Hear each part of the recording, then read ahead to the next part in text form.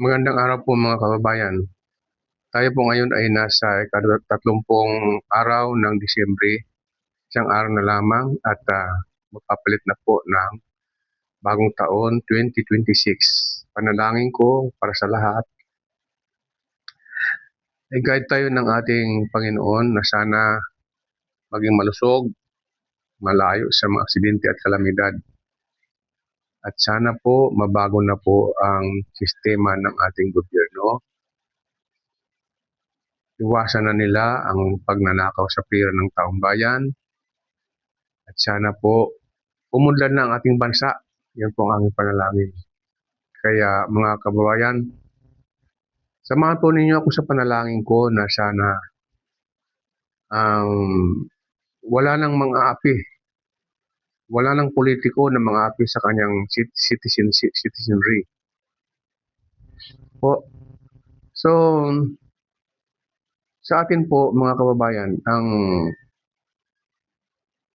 pamamalakad ngayon ng ating mga pinuno ay puro pansarili nila po, pansarili nila. Ang pera natin ay kinakamkam nila, natago, mali-malita. May pamamaraan po sila kung paano nakawin ang pera ng taong bayan. Mga mahihirap na nagtatrabaho, nagbabayad ng buwis. Ninanakaw po ng ating mga pinuno. At isa po sa mga panalangin ko na sana ang ating sandatang Pilipinas ay makinig naman sa hinaing ng mga taong bayan. Dahil po ang kanilang tungkulin ay protektahan ang taong bayan, ang mamamayang Pilipino at ang ating konstitusyon. Hindi po sinasaado na protektahan mo ang iisang tao o ilang tao lamang dahil sa pera. Hindi po sinasaado sa konstitusyon yan. Sabi nga po ng AAP chief na nagtataka siya kung bakit hinihimok daw sila ng taong bayan na makilahok o makisali sa politika. Hindi naman po sila hinihimok na makisali sa politika. Ang pakiusap lamang ng taong bayan ay sila ay makinig sa hinaing ng mamamayang Pilipino. Nagtataka siya, yung bilyon-bilyong pera na ninakaw ng mga politiko, hindi siya nagtataka. Nagtataka po siya, yung mga mali-malita na pera na kung kinakamkam lamang ng mga politiko, ng mga proyekto na wala naman pala, ghost project. Nagtataka po siya dyan. Wala po siyang mata, wala po siyang tainga. Hindi po ba siya nakikinig sa mga balibalita? So, ayon po sa karanasan, ang isa sa mga mahalagang bahagi ng pagpapalit ng sistema ay sandatahang Pilipinas. Sila po. Dahil kung tayo puro ngak-ngak, puro dak-dak lang tayo, ay wala pong mangyayari dahil protektado niya ang kanyang bus eh. Diba? Protektado ng hindi lang naman po siya ang tao eh. So, may mabababa pong ranggo na nakikinig at may pamilya din. Yung mga general na yan, tumatanggap na yan ng biyaya. Kaya ganun ang kanilang sistema. Nagbibingi-bingihan, nagbubulag-bulagan, yun po ang nararamdaman kong ginagawa nila. Kasi Yuda kung mamatay sa baha ang kanyang mga kababayan, pakialam niya, may pera na siya eh. Okay na yung kahit na po wala akong ebidensya, physical na evidence na tumatanggap ng pera. Pero yung ganyan pagbubulag-bulagan mo po, sir, sa mga nangyayari sa ating bansa, ninanakaw ang pera ng taong bayan, bilyon-bilyon. Namamatay ang mga tao sa baha, ghost projects.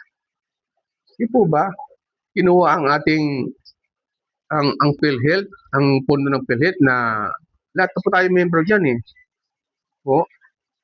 lahat po tayo ng mga mamamayang Pilipino miyembro po diyan.